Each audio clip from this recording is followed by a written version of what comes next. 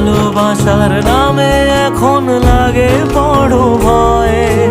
বলেছিলি সময় ছেড়ে বাঁচতে পারবি না, আজ কি ভুলেও সেই কথা তোর মনে পড়ে না?